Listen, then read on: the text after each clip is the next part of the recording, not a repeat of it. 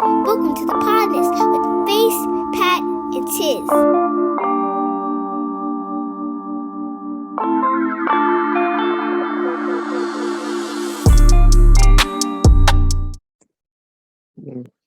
How you be, my guy? How is life treating you? I'm good. Kind of exhausted, but I'm good. Well, I think we can all relate to that one. Mm-hmm. We'll name this the Sleepy Show. Damn right, because I've been in the waiting room like a motherfucker a couple times. Oh my. But side note, now that I'm back into my movie shit because I got to be in the hospital all night, it ain't an old movie, but it ain't a brand new movie either. Y'all ever seen this shit, Sucker Punch? I've seen it. Yes. Wait. Yes. It's that one with the girl and she's like in it's all happen. It all happens in the girl's mind because they traumatized. Mm-hmm. Yeah. Actually, one girl's mind that all of the other girls are in, and she's made. Yeah. But it's really like, from a cinematic point of view, like it's really dope. The story was a little convoluted, but yeah, the story wasn't all that, but the movie itself, like, I fuck with that shit. It's trippy. The visual. What's the word I'm looking for, man? No, presentation. The visual presentation was just on point.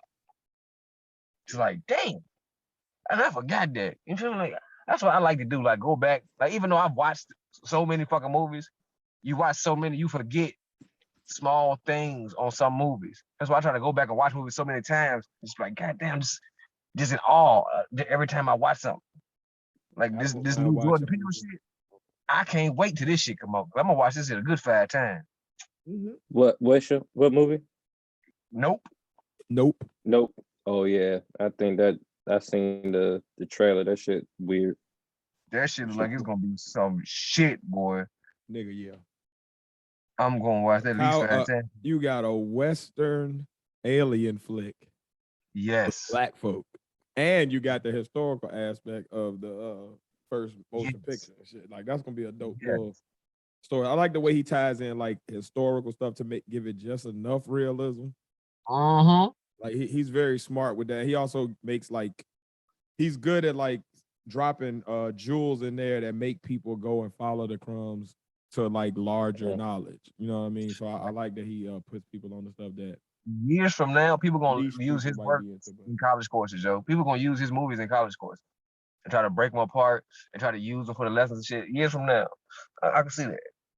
Well, they do that now, actually. See, exactly, shit. Jordan motherfucking Peele, boy. Great fucking director. Great actor. I comedian. Yeah, I go with you there. Great director and like writer. Like his brain is great. He's not the best at executing. Like, no, Keegan's a better performer. Yeah, Keegan is a good actor. Like he's been in some dope dramas and shit that I've seen on Netflix and shit. What I would like to see is a Jordan Peele movie with Keegan in it. Now, that'll be dope. That'll be dope back up again after a while. They got that good ass chemistry, you feel me? But to be in that director actor, that's a different type of dynamic right there. I would like to see that shit.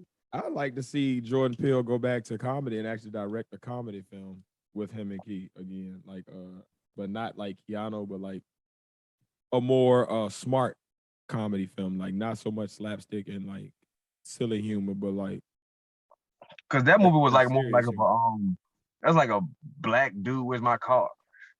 Yeah, it was kind of like yeah. That's how I look at it. Like I see it, but it's like they took a piece of John Wick and mixed it with like every gangster helps the nerd flick, and then like kind of smashed them together.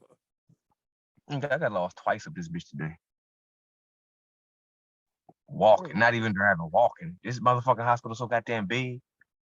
Well, yeah, that'll do it. Cause they got 2 goddamn cafeterias. So I wanted something for Chick-fil-A. I'm like, bet. Before I even left the room, before she even got put in the surgery, we was like, all right, Chick-fil-A downstairs. She was giving me the map and everything. All right, I don't like walking. I don't like walking around places I don't know. Be around a lot of motherfuckers, so I need to know where I'm going so I can get there and get back. Plotted it out and everything. I go downstairs to the cafeteria. They're like, yeah, it's downstairs. I go downstairs. No, that's on the other side of the campus. I'm like, fuck you mean the campus? You mean the university? No, the hospital campus. I was like, okay. Ooh. It's like if you go downstairs and go to the concourse and go to the tunnel, I was like, well, I ain't gonna remember all that shit. The tunnel? GPS said, yeah, nigga, like it's some shit to connect this motherfucker over here. Like, boy. Because he had, you know, on a college research camp, you know, college is big as shit. Like that Oh, shit is true. like they I'm like at a Duke. mini city basically. I'm at Duke right now, nigga. Like this shit is big as a bitch. Like Oh, what? wow. I had to go out the hospital, go around the go down the street, around the corner, down the next street. Okay. Shit.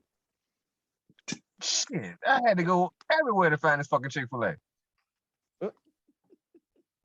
And then when I You know found what's the crazy? sign, I didn't think it was the right one because I couldn't see the goddamn sign. I was like, all right, shit, is it? I hope this is it because I ain't going back out this building again without no food. Chick-fil-A always finds its way into some random building. Like it's always like throughout my knowledge of Chick-fil-A, it's always a time where I could be in some random building and in the little lunch court, it's there. On the East Coast, at Hospital, least. They gonna college. The further out west you go, you stop seeing them shit. No, well, true. They got them other type of places out there. Yeah, you start running into Jack in the Box and shit. Mm-hmm. I only seen one Jack in the Box, and that was in North Carolina. Jack in the Box, all right. They need to bring a Hard to varsity. trust a place that got so many damn items though. Like them niggas got tacos, breakfast, lunch, dinner. Like I don't like that. they don't like they're one of them places that's like super average. They don't make anything super great, but they have everything. So no matter what you in the mood for, you can find that shit. You feel me? It's always been like a fast food place like that in existence, and for some reason they just lack somewhere, like probably like Yeah. average ass burgers or something.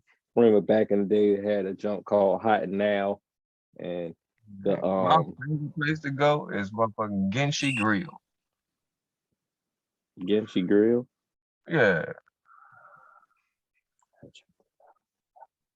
I know Yeah. now It's now out that here- I said it out loud. It's out here in Chesterfield and shit. Oh, true. Well, out there in Chesterfield and shit. Oh yeah, that shit.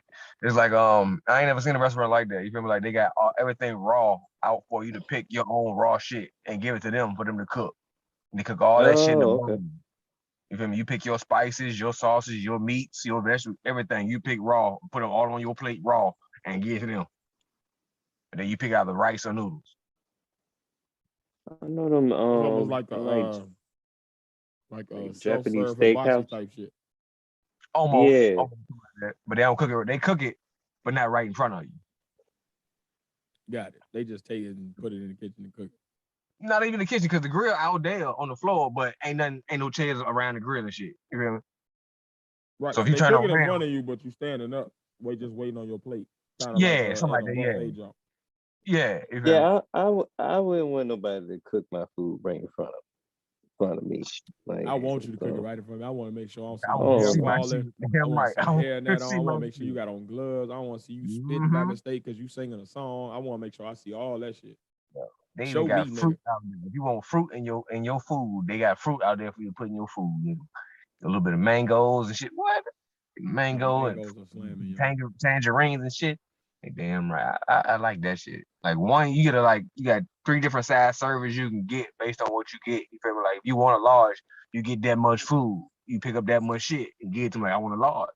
That large is 2 fucking meals. You ain't gonna. I don't know nobody gonna eat a whole large in one damn meal. That shit is big. But it ain't, and it's how can I say it? It's a price smart choice. You feel me? It's you get more bang for your buck.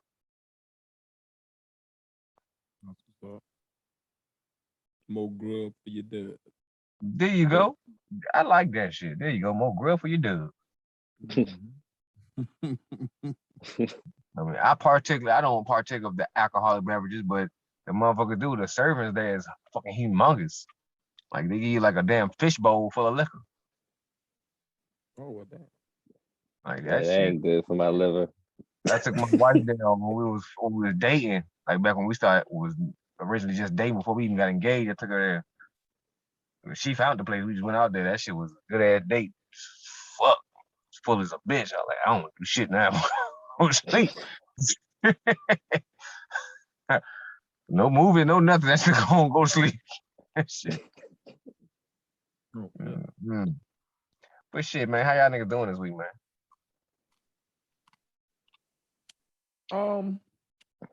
Yeah, I'm copacetic, baby. Life is good, man. I'm tired as fuck, but Yeah. it's like a good tired, you know what I mean? Mm-hmm. Like it's a proud tired. Like I feel like it was good work put in. Honestly, you earned did. the tiredness. It ain't just come out of nowhere and shit. You feel me? I feel you. That's the best type of tired. You feel me? Like, damn right. Good work. I know where this come from. And I can enjoy this rest. Yep. When it's that type of tiredness, you're like, damn, what the fuck am I so tired for? I gotta get myself out of this shit. And when you that type of tired, you try to get yourself out of it. You don't want to be that tired. You try to wake yourself up. What the fuck going on? Help me, please. Eyes tired, boss. Eyes is tired. My tired is different. My tired is y'all motherfuckers is beginning to get on my goddamn nerves now. Leave me the fuck alone. I'm just trying to get shit done. Why the fuck you in my face? No, I don't got no money. I'm broke until payday. You like annoyed. Yeah, it's fuck. Like I was like, no. Oh, your baby shit. Yo, it seemed like every day, it seemed like some random person out of the blue is just asking me. Look, let me tell y'all people, I don't got no money. I don't got no money, man. Y'all just stop asking me. I don't got nothing. I'm about to ask y'all. For real. I don't got nothing. Not a damn thing. Whatever. The bills took all my money. Stop asking me. Shit. Hey, don't ask me. Ask FICA. That nigga got my bread. Yes. Yo. You better ask me for shit. My kids gonna get your ass. You ask me for something. I don't got no taxes either. The state trying to take my money too. If y'all, and even if I do got my taxes, look, that's what I'm saying. I don't got nothing. I don't got shit. I'm trying to pay everything off. Stop asking me. I know I look like I got money. I don't got no money. All right. I know I'm gorgeous. This gorgeous is not gonna be able to pay you. You getting out of hand, bro. You are getting out of hand, sir. I am, but I don't got nothing in my hand to give to anybody else. That's what I'm trying to say. I'm out of hand because y'all keep asking for my hand. Y'all gonna get this hand. Stop asking me. Understand? Hands. Father, stretch my hand. So I could slap the fuck out of somebody. Well, speaking of slap the fuck out of. And what's up, guys? Welcome to the Podnas, a show with three friends separated by distance, connected by brotherhood, having weekly conversations that you can join in on. And as always, I'm 1/3 of the Podnas, your boy Tiz, and I'm along with. It's the Padawan here, the other third of the Podnas. I don't got no goddamn money, and I'm along with. What's happening, man? It's your boy facing a place, running the race, third place, but I'm gonna win by the end. Right on, fellas. We's up in this thing, man. Another week, episode 67. We's out here. How y'all feeling though about this thing, man? How y'all feeling about your week? I know we kind of touched base a little bit right before this, but everything good? Stress-free, baby. Living life Gucci over here, man. It feels good to be stress-free. Ain't got no worries. All my worries been lifted off of me. Prayer ain't got no worries. Nigga ain't got no worries. Nigga ain't got no worries. Nigga ain't got no worries. I ain't got no worries. Nigga ain't got no worries. Nigga ain't got no worries. Nigga ain't got no worries. Right around with that work. Strapped up with that Nina. Got two bad bitches with me. Holly and Aquafina. I don't love me. I don't touch you when I need. Don't love me. But now a nigga won't touch me. I don't know nothing. Nigga ain't worried about that. Nigga ain't worried about that. Nigga ain't worried about that. Not to I the know down. that's gonna be horrible for the listeners, and I apologize, Pod Squad, but I had to get that up Jam off me, in with man. it. Shit. Join the jam. Y'all know Join this the is a damn different jam. type of podcast. We sometimes talk, sometimes sing, sometimes joke. Yeah, all that good shit. And sometimes we like to do something we call it going against the grain. Damn Face, right. take it away, baby. Damn right. Let's go against the grain, man. So my number one this week. Contrary to pop belief, I'm a black man and I like country music, man. Damn it, I got to attest that shit. Tennessee whiskey is my shit. If you ain't heard it, go to YouTube after you listen to us and listen to that And I shit. OD'd in Denver, and I just couldn't remember her name. Boy, you better go listen to Tennessee whiskey. That is my Boy. shit. And I don't Rascal stay Flats too, long. y'all. Rascal Flats got some fucking bangers. What? I fucks with the Bangers. country, man. Now, number two, a lot of people, they ain't gonna agree with me. But I don't like macaroni and cheese. I agree with you. The way it looks, it smells nasty, and it sounds like good sex. I don't like It look like macaroni. plastic. Do not It like look macaroni. plastic. It looked like it was made in the toy shop. It looks like plastic. It It looks like burnt. sounds know. like good It sex. sounds like good pussy. Yes, it does. Or I don't good wanna pussy eat that. sounds like it. However, I want to have good sex. I don't want to eat good sex. That's what You- you say. You know, I want to eat while having good sex. Hey, but not that shit. No. I want to eat good then have. I did. I'll put it like this. I'm with you right now because I can't have cheese. But when I could eat cheese, I'd fuck a damn pan of macaroni. But it gotta be like the homemade grandma's edition with it's been baked. It got like 4 different cheeses in it. It's Oh, like I remember that. got the little crust Yeah. on the top. Somebody Used to might make have, that shit. grandma might have thrown some crunched up cheese that's on top of that thing to make a nice little pie crust almost like that type of mac and cheese. That used to be the shit. I ain't gonna Yeah, front, but none now of that that I Shit can't gonna have fuck my cheese, stomach up. None of that shit. I don't want no good sex sounding food. good sex sounding food. Hell no. That sound like Oh my. that sound like somebody's gonna use that to sell some food Good one day. sex sounding food. Food so And good, then it sounds like money good from it. sex. Better not use my shit. Well, But that's my against the grain, goddamn. What y'all got? Because I damn sure do not like that bullshit. Tennessee whiskey and macaroni and cheese do not go together, is what he's saying. I fucks with the Tennessee whiskey, the song, and other country. But I definitely do not fuck with no macaroni and cheese. Both I will fuck your OD'd in stomach up. Denver, and I just couldn't remember her name. Both is gonna fuck your stomach up. Both of them. No, country right, but I ain't gonna eat front. I rock with the country. The mac and cheese. No, I was talking about Tennessee whiskey or whatever. Oh yeah, now that yes. Yeah. Oh, the Yes, real what you Tennessee said. whiskey. Oh yeah. Yeah. I ain't gonna What lie. you said. I can tolerate certain country music at the bar. Sometimes it gives me a PTSD moment. I had to count the count how many black people or minorities around me to make sure I feel safe around here. I was like, oh, okay, You wouldn't believe it, but the safest point that you will ever be at an all-white bar is when country music is playing, if you know it. That is probably going to be your safest moment. You will probably get so many drinks bought for you. Like, yeah. Oh, I know. Some of the coolest nights at ODU started with some country music and a bar, and me and Face was the only black people in there. And next thing you know, we end up in a frat house somewhere with random shit happening, and yeah. You know Or what foam random? just starts to pour out over the bar, and it becomes a foam party. Yeah. Like just random shit. Yeah. Yeah. You know what random song? It's not a country song, but you know what random song got me a lot of drinks when it was played at bars? Bohemian Rhapsody.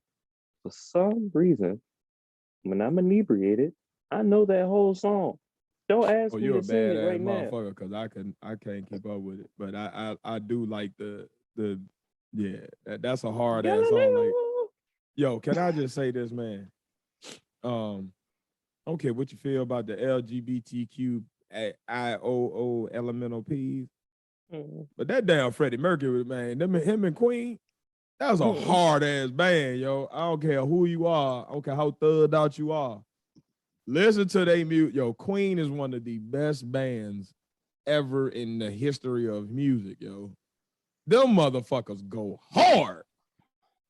Like, you know they're big shit, like We Are the Champions and shit, but when you go into their like actual cat, like some of them drops, yo.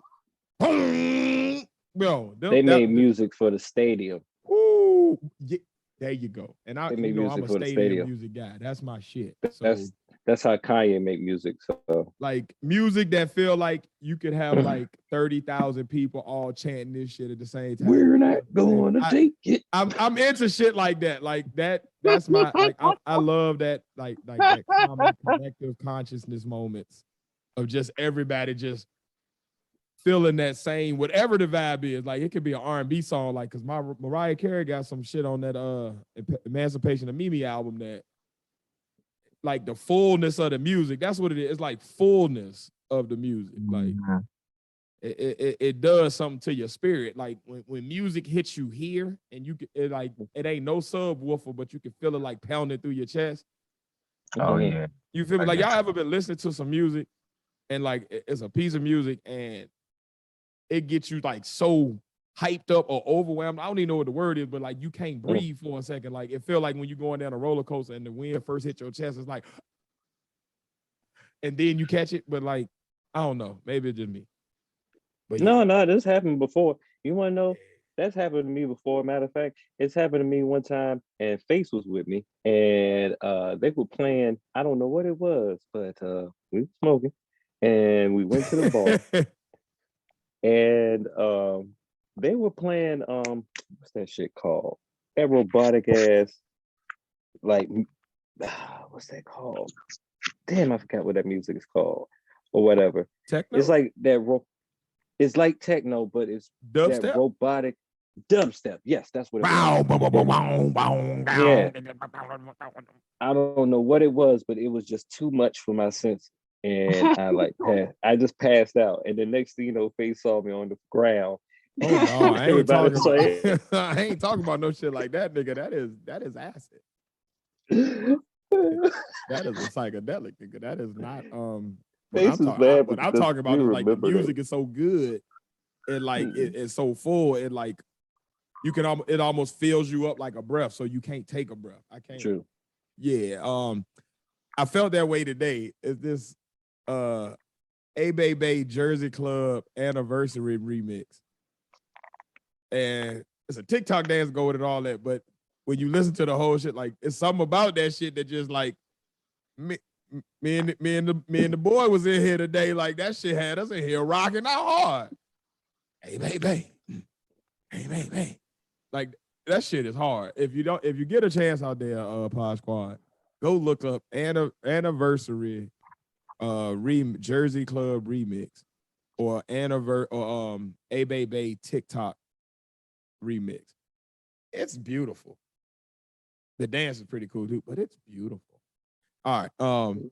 Back to getting against the grain. I'm sorry that we digress. We y'all know we good for a damn tangent. Yeah, that was a tangent. Tangential conversations is something you got to deal with. But I got that. Well, I guess it's my turn to put my against the grain out. So we'll jump on up in there, Pat. Pause. God damn it. It is funny because I did we brought up Queen, and Queen makes like stadium music, and Kanye makes stadium music too, or whatever. But this is my against the grain, and some Kanye fans may feel some type of way, but I think Kanye business ideas are great and are genius, but I don't always think the product matches the hype itself. I can dig it. And like at ground level, when you look at it, if it didn't have nothing to do with Kanye, wouldn't nobody want that shit. You wouldn't want to buy that shit. You wouldn't buy that shit at all. That's real. Or whatever. It's goofy ass boot. Yeah. So like if you had like he's perfected his brand to the point that he could put it on any stupid thing and people gonna in his cult is gonna buy it or buy into it or make it fashionista, Right. pretty much. Or whatever. And I think he's exploiting the fuck out that shit, man. Because to this day, I mean, I've seen some Yeezys that look cool. The ones that look close to a regular shoe, you know, Close you got to those a regular shoe. regular shoe, you know.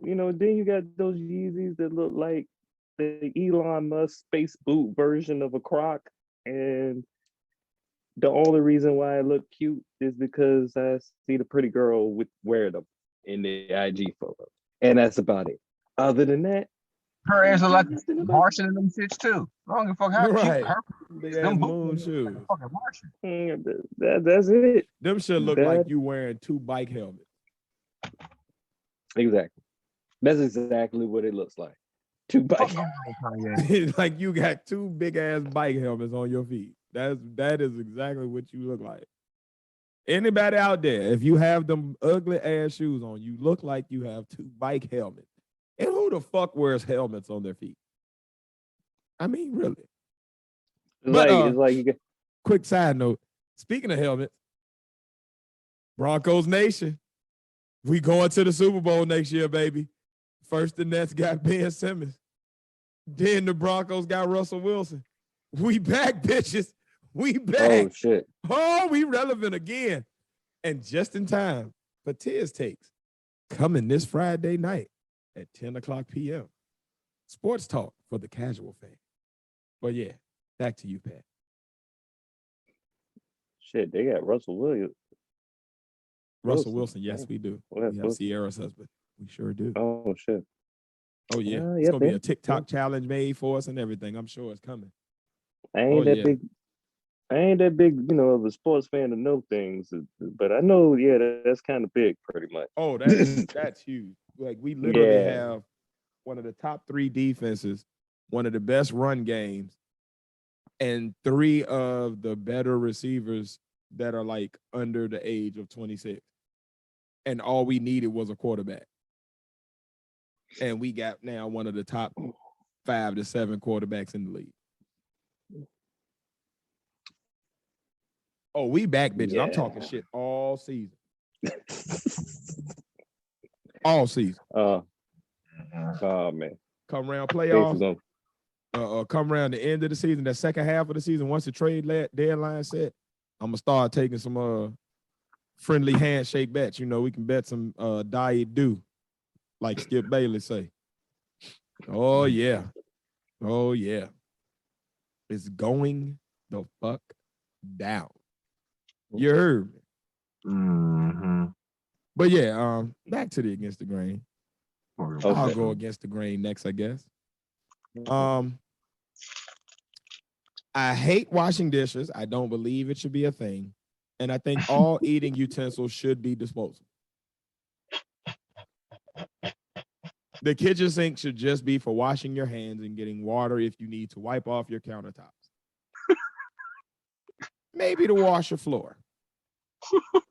At no point should you be putting dishes in that thing, putting soap in there, and then scrubbing a damn thing or running a dishwasher.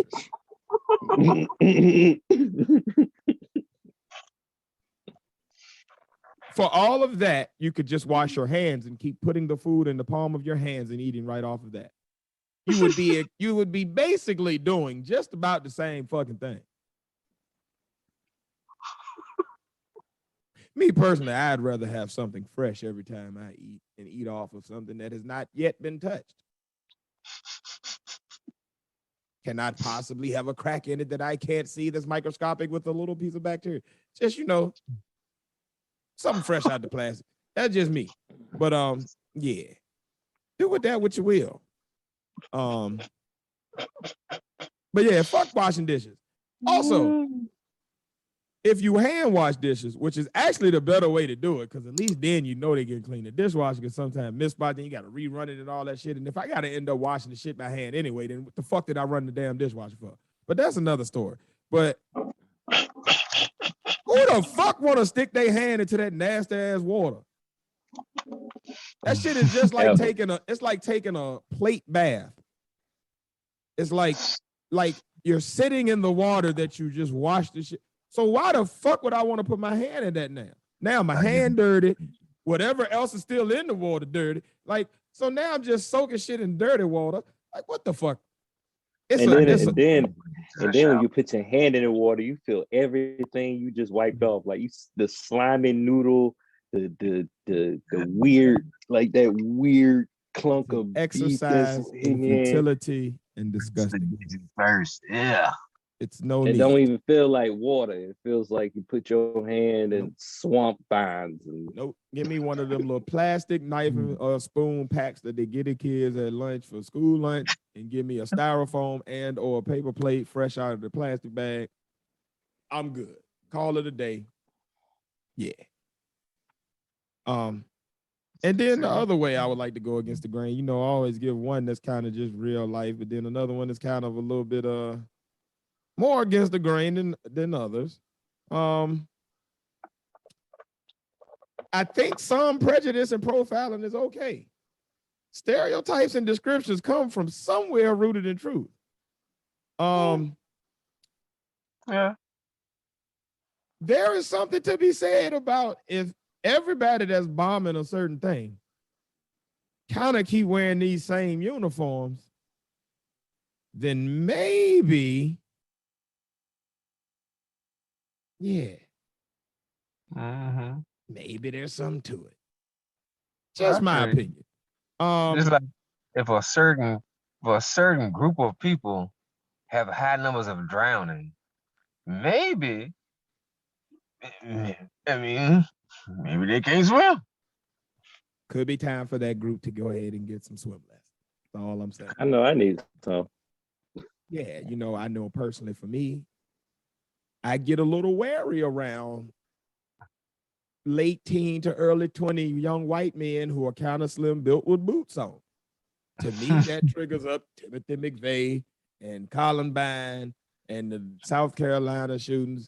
Like, it just seems like people who keep wearing their uniform keep doing crazy shit. January 6th, just kind of just let you know, like, let me just keep an eye out because some shit might be about to go down. And I might have to get on up out of here. That's all I'm saying. Knocking my doors in traffic.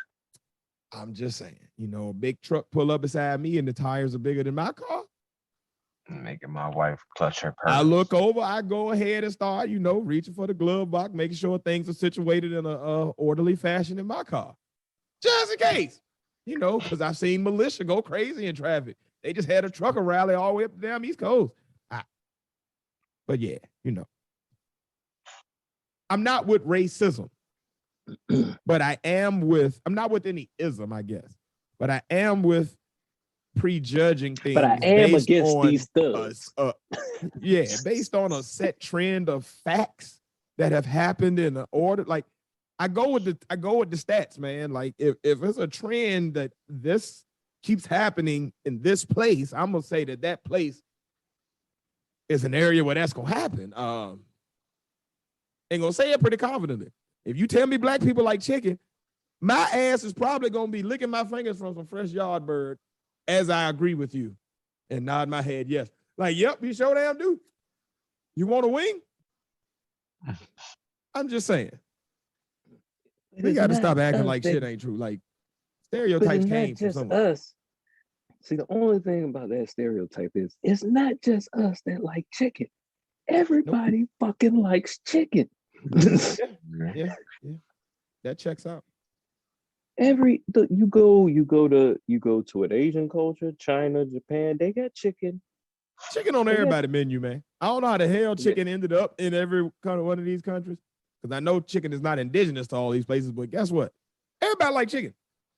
Mm-hmm. It is what it is. They were hustling them across seas or whatever or something. Or I've never met a person that was not vegan or vegetarian tell me that they ain't like chicken. or pescatarian. Or they hunt down the bird that was around them and called it chicken too. That too. Basically. It's a lot of wild chickens that were actually, cockatoos and shit. Quail. El pollo, our chicken. Sir, Sir, my that chicken is is bad. red. Why does chicken look like a rainbow? It's multicultural, multicolored chicken. This chicken is just all across the spectrum. But yeah, man, those are my against the grains.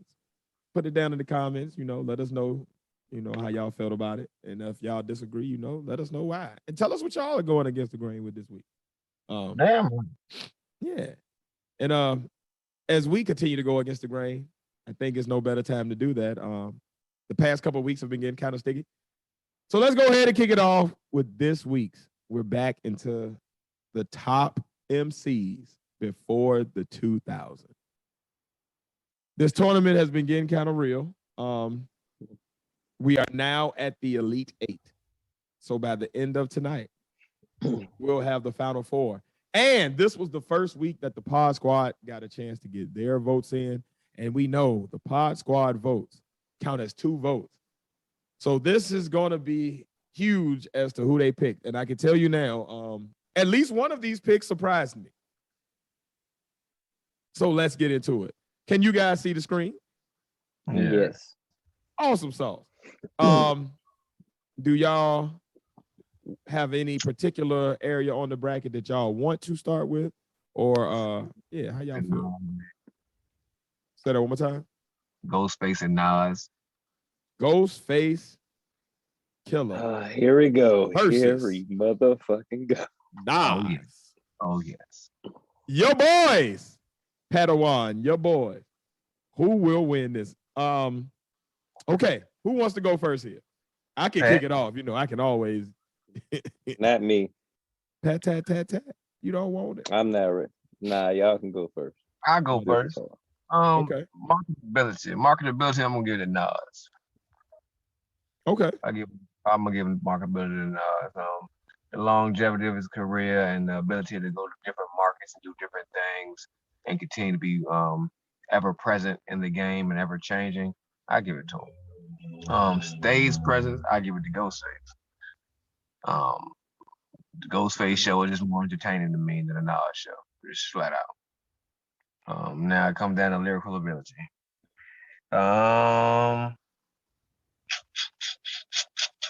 Toss up, really. It's a really toss up. I'm not gonna be biased this week just because it's Nas. I'm not gonna be biased. I'm really gonna give it a true, college try.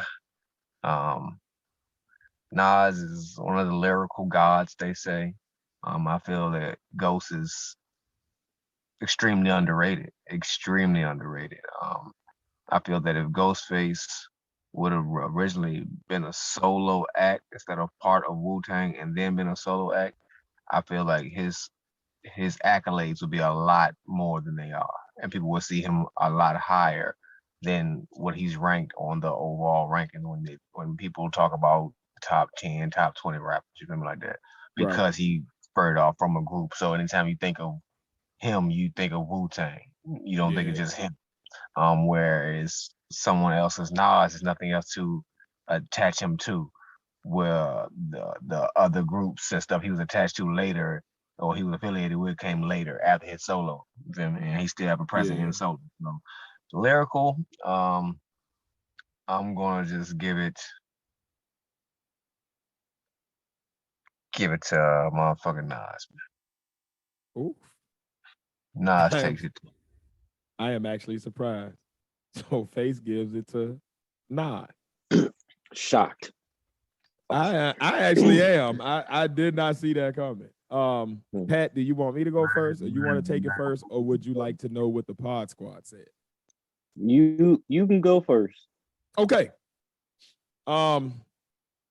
As it goes to marketability, this is actually the toughest part of the category to me. Because they both have been in the game a long time, and they both are very recognizable globally for different reasons. They both have had their hand in acting. They both have had their hand in like other endeavors in business and products endorsements, things of that nature. So like they're both household names. I think what separates it for me is Nas now jumping into that tech bag and that crypto bag and that type of arena.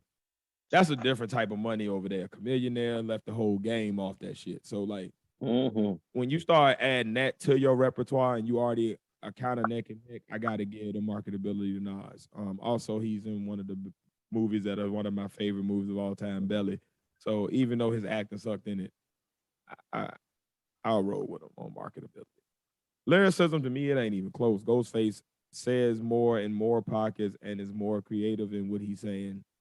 He's more engaging to me in his flow. Nas has a very it's very dry. His voice doesn't like fluctuate a lot. And I don't think he could do I think that's just his voice, you know what I mean? There's not much you could do about that. But to me, that matters when you're putting your lyrics together almost. Like if you have a monotone voice, you're not going to be more willing to try like different syllable structures or different word choices even just off the fact that it's not going to sound right if you're just saying it like Ben Stein. But if you got a voice like this and then you come like that, then you can say some wild shit and it matches. You know what I mean? So I think Ghostface has been a master of learning how to match his persona to his lyrics. So yeah, I'm gonna give lyricism to Ghostface. It comes down to stage presence. Who's the better MC? And this is where it's tough for me. I think they both bring something different. Despite Nas's monotone voice, he's an MC like his movement, the way he carries himself has a certain gravity to it that kind of holds weight and adds a presence to his stage performance and his actual like when he's like doing freestyles, etc. So I definitely respect him on that, but I think Ghostface to me, the animation, the willingness to I'll jump in the crowd, I'll knock a nigga out of like you never know what the fuck you gonna get with Ghostface. Like he's Wu-Tang. Like Wu-Tang has probably some of the best stage presence in the game, like as far as being able to engage a crowd. So I'm gonna roll with Ghostface, man. 2-1. Ghostface killer. All right. Man. So, all right. I'm gonna go with marketing. I'm going with Nas. I'm only saying that because Ghostface, Wu-Tang is basically his marketing. Yeah. Pretty much. Even though he's had his time, he has his own he is the hardest working person in Wu-Tang. He has the most albums in Wu-Tang. So really I feel like his work ethic kind of outshines most over like Wu-Tang. Like I say he's the main reason why Wu-Tang is Wu-Tang, pretty much. But that's all building towards Wu-Tang and not towards Ghostface, for real. So I give the marketing to Nas because, like you said, also his investment. When it comes to marketing, I always look. I base it off of who's the closest to Jay-Z right now, basically. I can understand. Which kind of gives Jay-Z an unfair fucking advantage in marketing, pretty yes. much. Yes, but he's the highest in the food chain to me. So I feel like whoever's the closest to it or gives me the closest feel to it, not to say Ghostface is not near it, but we don't know Ghostface more on for that. We know Nas a little bit more than Ghostface for that. So I give marketing to Nas. Okay. Let's see. Stage presence. I give that to Ghostface. Just in general. Ghostface is just one of those personalities that you just instantly gotta respect. And it demands respect. Not to say Nas' own legend status doesn't, but at the same time, I don't know. It's just he Ghostface forces that attention upon him. You know what I'm saying? No matter where you go, just like you said. So now it goes down to lyricism. And I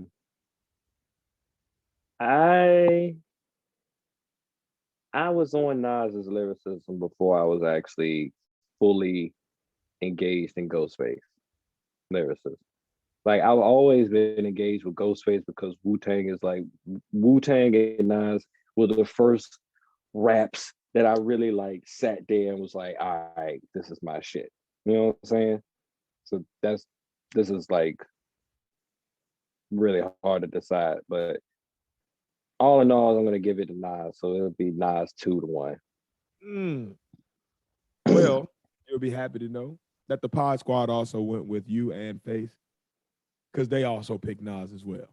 So Nas moves on to the final four. The final four, the top of the mountain, Mount Rushmore. Nas is there now. All right, we got four more brackets here, guys. We got either Common and Jay-Z. Let's get it out. Let's get it out of the way. Come on, let's get it out of the way.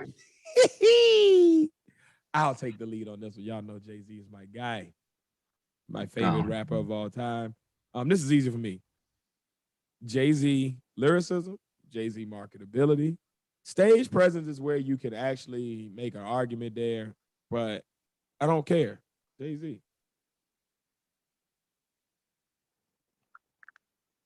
I'll go next. Well, when it comes to stage presence, when you really look at it, you gotta give it to Jay-Z. Now, marketability, we already know goes to Jay-Z. Now, lyricism.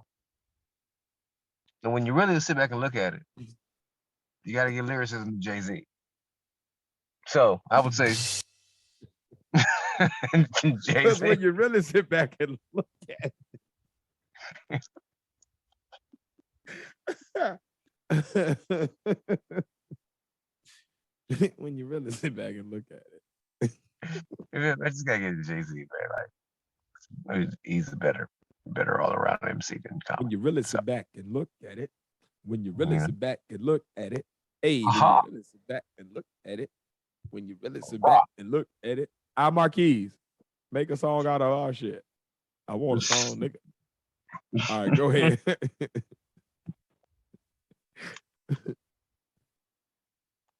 The floor is again, y'all. I'm sorry.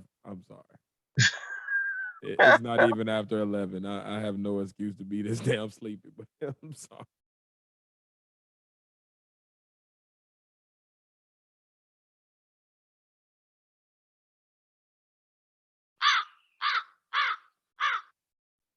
He on mute. You on mute, Pat. Oh shit, my bad. I was running my mouth and everything. Damn. I was running my mouth and everything. I was talking all kinds of shit, man. But all right. Let me start it off by saying. Let me just start off by saying, look, Common's one of my favorite artists.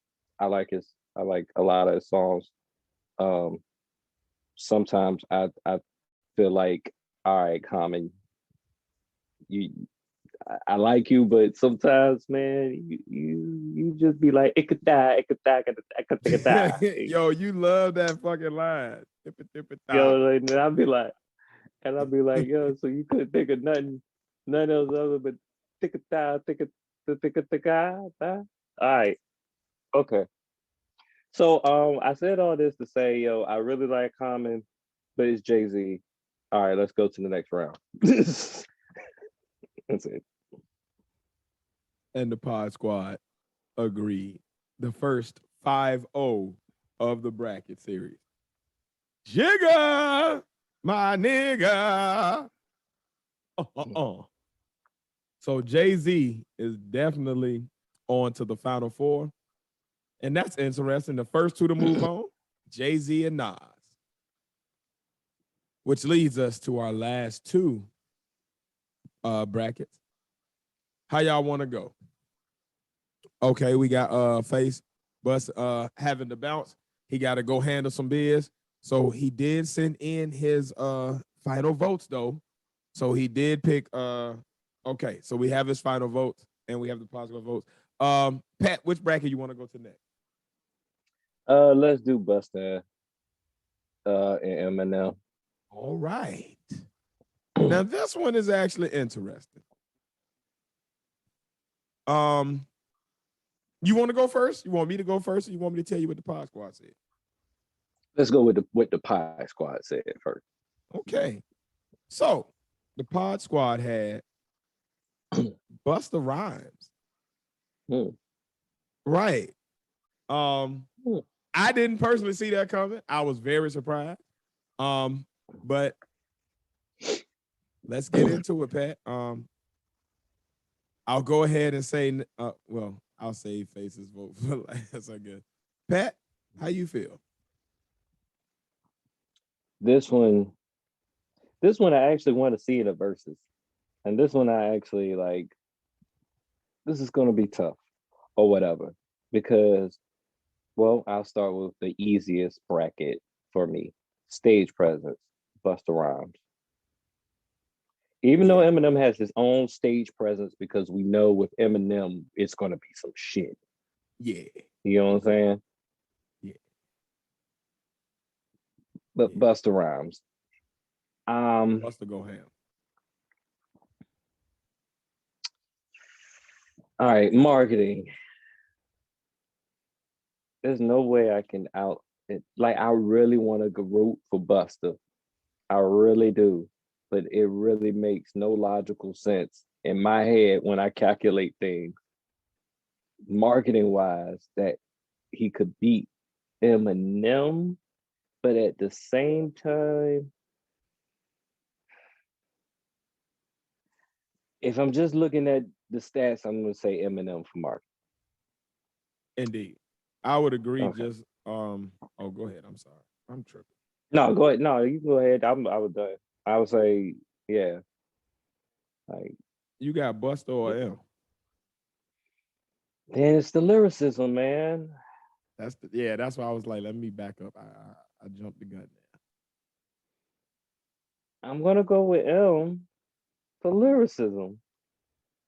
And I almost disagree with my choice. But at the same time, I feel like I have more examples of like Eminem being a little bit introspective. Busta Rhymes flows are like a sci-fi movie to me. Like extension level event, like what's that one before it? When disaster strikes. When I get into the vein of Busta Rhymes, I feel like I feel like I'm listening to a space movie. Like I can listen to Busta Rhymes and look at Fifth Element or whatever. I don't really expect Busta Rhymes to give me introspective rhymes. Like I don't go to Busta Rhymes for that. I go to Busta Rhymes for you know what I'm saying? That's why I go for it. And not necessarily, I don't ever go to Eminem for introspective rhymes. But every once in a while, you got some introspective rhymes, you know, The Way I Am, Lose Yourself. So, and not even that, he do crazy shit with words, man, that just not anybody can, like, he can rhyme orange. This is true. So that's why I'm giving it to Eminem. Even though I feel like it's a travesty, and at the end of the day, I kind of feel like Busta Rhymes should be at the Mount Rushmore more than Eminem. Or whatever. Because of the longevity? Yeah, longevity. And like, I feel culturally, I feel like he's done more. I think culture-wise, Busta has done a whole lot more than Eminem. Okay. I can kind of see that angle there. Yeah. Yeah. But off of the stats that we use, it's Eminem. Okay. We got the Pod Squad, we got you. For me, for lyricism, I would say this was probably the tougher of the three areas. I feel like the other two, it was kind of easy for me Definitely. to decide, but it's kind of like it's basically as far as what their abilities with rapping is. I think they're pretty neck and neck. I think that where they differ and where Eminem kind of sets himself apart is in the ability to change concepts and topics a little more easily. Like he has a more wide range of areas in life that he can touch upon to me, or that he's Mm-hmm. shown that he can touch upon. I feel like Busta could, but he kind of just sticks to generic rap where like it's gonna be some good bars in there, but it's kind of like all over the place. It doesn't have like a real through narrative. The only place I've seen him deviate from that formula is when he's like rapping like to the ladies, or like his slower songs, "Baby When You Give It to Me," that type of thing, or the joint with Janet Jackson. Like then he's kind of Mm-hmm. on target, but in every other song, it's kind of just like he's rapping, but it's no like this is what I'm rapping about. This is the concept I'm laying out for you, or the story I'm telling. It's kind of just good rap. So for that, I give Eminem lyricism. Stage presence is easy. Busta Rhymes is in the top 3, 4 performers in hip hop, probably ever. Ever. Like he's the real deal when it comes to on that stage. So I'm not even A gonna waste master my class. time with that. Like Busta is definitely that. Definitely a master class. Then the marketability. This is actually very close. A lot of people would kind of want to just go straight to Eminem, but I think that it's very close because Busta has the movies. He has a Mm-hmm. lot of brand deals. He also has his own label. I think where the difference is that Shady is a larger label who's made more. As an individual artist, Eminem just got certified as the #1 for singles. I mean, he already had like, he was already up there with album sales. Like Mm-hmm. he checks more boxes, and his record label has done more than Flip Mode has. I ain't gonna need front. Um, so I got to give it to him on that. So yeah, 2-1 for me. It was Eminem, and then Face had his vote in, and he actually picked Busta Rhymes. We'll have to check with him next week and kind of get his explanation on this one. But yeah, so Busta Rhymes moves on 3-2, and he'll be seeing Nas in the final four, which leads us to Mm. the last of the brackets, the last of the Mohicans, the last of the Elite Eight round. Redman versus Tupac. I can go first since you went first last time. Um, Mm. and actually, I'll first give Face's vote. He had picked Redman, so I'll start there. And now I'll start. So for lyricism, this is really tough because both are very great lyricists, but for different reasons. Like they have different skill sets. This is kind of one of those things where like styles makes fights, and this is just a weird style clash. Um, Yeah. my heart says Tupac, but on the actual art of lyricism, I'd actually give it to Redman. So Mm-hmm. I'll give it to Redman there. Wow. Um, then we got stage presence. Now, this is where it's tough for me. Mm-hmm. Um,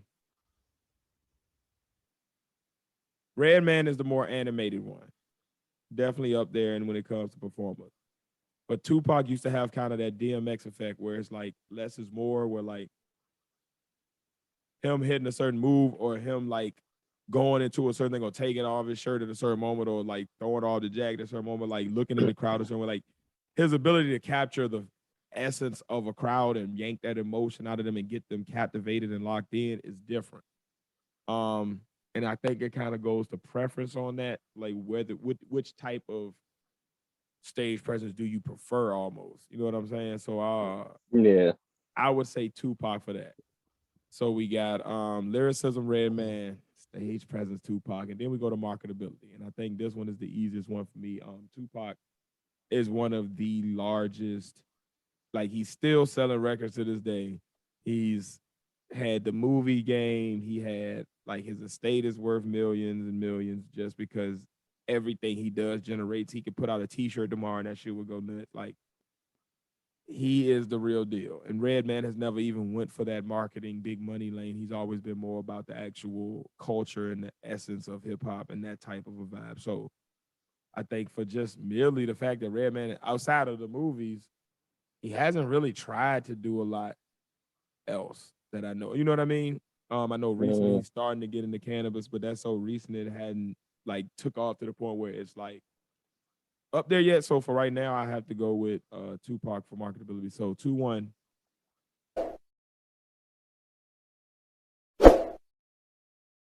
Tupac Shakur. Pat. Lyricism, stage presence, marketing. Kind of want to root for Redman, but everything is saying Tupac. All right, so stage presence. Go with your gut, man. Go with your gut and the fact. That's the hardest one. Marketing, Redman, Tupac.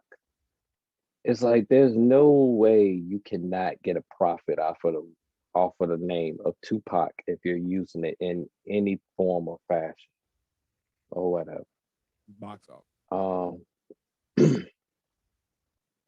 As far as lyricism, we're gonna give it to Redman, but I think everything else is Tupac. Stage presence and marketing wise is Tupac. Okay. Well, that is 2-1 Tupac for Pat. One other thing I wanted to say. Is that correct, or should I hold off before I click that vote? No, it's correct. It's correct. Okay. It's correct. One thing I wanted to say also is that, yeah, if Tupac was to show up some type of way, hologram or ghost or whatever, or if he was still, I think he would still have that stage presence or whatever. Yeah. People would be frozen in place. Picture perfect. I paint a perfect picture. You know what I mean? Like it will be on and cracking. That one time they had that hologram, I was surprised they didn't have a hologram for the Super Bowl. I was waiting for you when they did the California Love. I just knew Tupac was gonna come out of. As soon as I step on the scene, I'm hearing hoochie screaming. That would have shook the building. That would have been one of them earthquake moments. LA would have went off. And I feel like if he was alive, they probably would have had they might have had that particular Super Bowl halftime show sooner than 2022, just cause. But other side note from the other bracket, Busta Rhymes. I don't like when Busta Rhymes talk about coke. If you notice lately, he got a lot of songs. He got some verses from time to time. I'm in love with the cocoa. You know, that was one of his artists. And you know, he said, and they sprinkle the coke upon the cocoa. Something he sounded like that or some shit in the rhyme. I'm like, I don't come for you. I don't go to you for the coke rhymes. You know, Busta, we've had a long history of you not even using them. But after 2010, it seems like I'm hearing you saying La Coca rhymes a little bit more or whatever. Maybe so he's snorting that shit to try to get Slim. I don't know, man. I just feel like he has been plump and about to pop for the past few years. Yeah, and I just feel like he's just around a bunch of drug rappers now or whatever, because I don't know, man. It seems like whatever some people feel is still cool but not mainstream becomes underground or whatever. So if you were a Wu-Tang head, you're underground. If you like nothing but those old mixtape drug bars, you're underground. You know what I'm saying? Like once the fad is over in hip hop, everything about it is all the other genres within hip hop are underground genres now, pretty much. Yeah. That makes sense. And I feel like, I don't know, I feel like he might be saying those coke rhymes because he feel like he has to hang with the Like almost, I only maybe I'm saying this because when I was rapping, I felt like I had to say drug related raps so people will understand raps that I say. You know what I'm saying? It almost Mhm. feels like that Like or he's whatever. trying to be relevant. Yeah, like he like like if you hear him in a song with Jadakiss or something like that, you might hear one of those little like coke rhymes from time to time, or whatever. Mm. I I haven't been don't know. listening to Busta lately, but I'm gonna have to see what you're talking about. Yeah, every once in a while. Every once in a while. But yeah, that's my rant. Well, the Pod Squad agreed with us on the Tupac. So 4-1, Tupac moves on, and our final four is set. We have Busta Rhymes versus Nas and Tupac versus Jay-Z. Ether versus Super Ugly Takeover is right here on full display, and we could see the final showdown be Jay-Z versus Nas, or we could have another upset like this past round with Busta, and Busta could move on, or Tupac could kick Jay-Z's ass. We'll find out next week on the Which top me and my MCs girlfriend, for 2000. which me and my girlfriend song is the right me and the girlfriend song. That's good. That's good. Yeah. I hadn't even put that together. Yo, that's crazy. And again, Me and my these be girlfriend. random brackets, man. Like we set the names, but then I just throw that shit into a bracket generator and that shit comes out like this. So like this is crazy that we could see that. But then again, man, with the Pod Squad, you never know. So we're gonna see. Pod Squad, get your votes in. The links will be posted on social media this week. Get your votes in, get your votes in. Shout out to everybody who voted in this past week's round. And remember, Pod Squad, your votes count as 2 votes. So it is possible for you to, kind of sway things in your favor with just one other partner's vote. So please, please, please get your votes in. Have your voice heard. And speaking of having your voice heard, I'm gonna go ahead and drop the mic. And I think it's that time, Pat. I think it's that time, Pat. Ain't no time to even bullshit, man. It's episode 68. And every time I say the number of the episode. Hey, I said 67 to start off. Sorry, guys. It still trips me out that we've been doing this that long, man. We are fucking being consistent. 68. God damn. 68, man. Woo! 68. Might make your head blow off. We got 32 more and it's 100. Let's get it. Right? Is my math right? I think my math is right. You are correct. Yes. That checks out. Right. So, might as well get into it. It's the good and fuckery. Yeah. Good and fuckery! Episode 68. Yes, sir. We up in the thing. Let's get it. What you got for us this week? At first I thought it was going to be slow this week, but man, come Tuesday, all the fuckery just came out, man. It's the fuckery gods deliver. So we're gonna get the good out of the way or whatever. I don't know. This may be good. It may not be good. It all depends if you like these 2 actors and then you like this movie series, or if you feel like this movie series even need a sequel. But Will Smith has teamed up with Michael B. Jordan to do I Am Legend 2. Now, see, now there's the thing.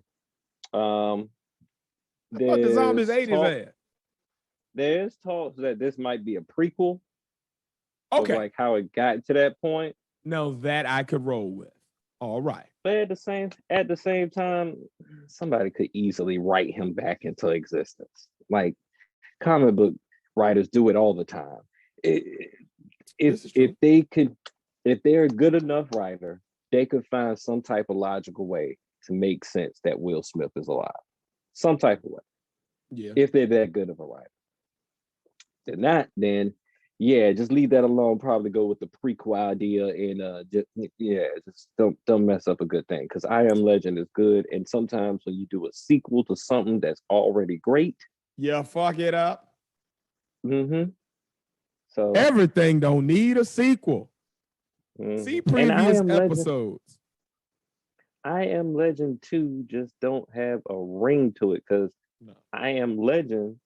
Unless they're gonna do it like look who's talking now, they'd be like, I Am Legend TOO, like I Am Legend 2, like I'm Legend also. And then they do And something it'll like be comedy. too Man, serious. I can roll with that because then you just change That's the whole serious. shit. But But I don't want to see that same. I'll be honest. I don't. Mm. The zombie genre can kind of die out. Like it's kind of had its run, and it needs Just some like years Vampire. to kind of incubate before it comes back out and becomes a thing again. Like I feel like it just kind of like it's died down. You need time to like miss it for a while. Yeah, I ain't checking for that too hard. They don't need to. And then it's just the title. The phrase "I am legend" is one of those phrases that you don't want to mess with or touch. Like that phrase alone just explains everything. Yeah. You know, if you add anything to it, it'll sound like a but or however or I am legend. I am legend. However, I am legend. But you know what I'm saying? No, there is no I am legend 2. It's just I am legend. If they want to do a there's team a sequel, I was just saying that to imply that it's a sequel, it sounds like there's 2 legends. Yeah. That means we are legend. Now, if they did that as a sequel, we are legend. I don't know. That still sounds kind of corny. Still. If they want to do a team up movie, I wouldn't mind seeing what was Will Smith's character in Suicide Squad, like doing something maybe with that and having him do like Deadshot. with them. Yeah, maybe having them do like Yeah. a team up with Michael B. Jordan and that type of a vehicle. But I'm not really feeling the let's remake some. No, I'm good. I think Will Smith and Michael B. Jordan would be good in like a bad boy-esque action movie. I want no sequels right now unless it's in an established movie universe already. No, I don't want it to be Bad Boys. I'm just saying an action movie similar to Bad Boys. Yeah, like a buddy cop team up type shit. I can roll with that. I think their energy would be like it would make sense. Yeah. Or even if they're pitted against each other. Not that I like to see Black people pitted against each other or whatever, like white American history. But yeah, that would be cool too. I rock with that.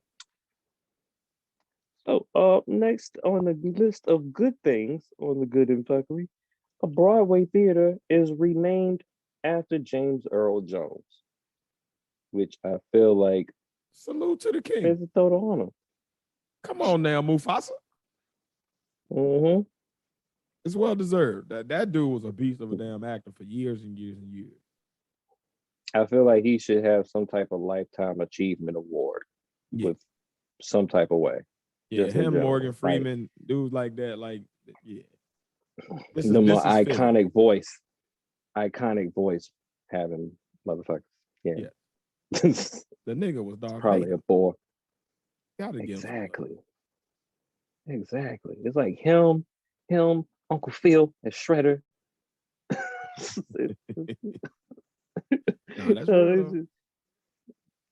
They just one of those great voice actors or whatever. Yeah, but even James Earl Young career, he was a beast with the acting. Like he was in some. You ever look at like the old? You ever look like the older actors and look at like their pictures back in the day, and then look at them and be like, "Yo, they be looking the that same." nigga in North. Yeah, like they look like some niggas you hanged out with, like in Norfolk. I tell you what they be looking like. They be looking like niggas that was old then. So I'm trying to figure out how old you really are, because I know you keep saying 60 something, 70 something, but nigga, you look like you was 50 in 1943. How the fuck are you still looking alive for one? Like Morgan Freeman is a damn vampire for real. That nigga has been alive since 1873. Yeah, that nigga was old in the Superman movie. In the first movie I've ever saw him in, way back in like you know, before electric company and all that shit. That nigga was old then. How long can you be old before you are just like, you're immortal, nigga? I think he reincarnated. He been on this earth before. You know what I'm saying? Something. Probably. There's some theories on that too. I'm gonna have a segment one day where we talk about some weird ass theories.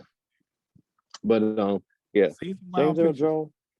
James Earl Jones, like youth pictures look like somebody we probably went to a college party with. You know, same thing with Red Fox, pretty much.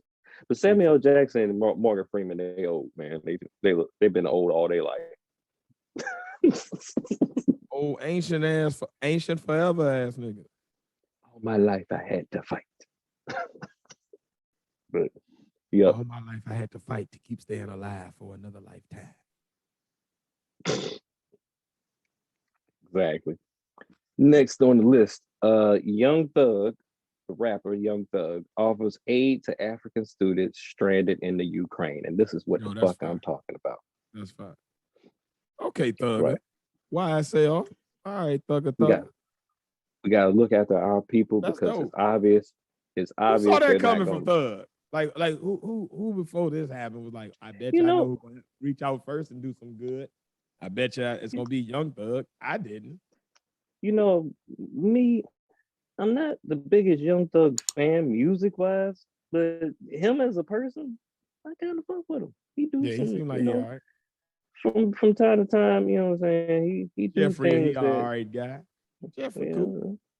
Yeah. I don't know about all them dresses he's wearing, but you know, he's giving back. God bless him. He's giving. I think he's giving back more than he's wearing dresses. So, hey, amen. We'll leave it at that. But that's what you do it in. Salute to that's you. what I'm talking about. We gotta help our people because they're not gonna help us or whatever. Yo, you seen that video of the Congolese man? And the dudes, he said the Ukraine was trying to get him to fight for him. He was like, they're gonna give him guns. So it was like, how does that sound? Me fight for Ukraine. I'm not from here. I'm from the Congolese. You know, yeah. Name our war. He was like, I don't think America should hop up in this shit at all either. I feel them on the sanctions and all that. That's doing enough damage as you want to us. But don't put no boots on the ground. Don't go over there meddling in that, man. Let them folk handle that shit, man. From what I understand, they can't actually put boots on the ground from us without inciting World War III. Us putting boots to the ground is basically us saying, hey, we want World War III. And nobody wants World War III. Except Putin.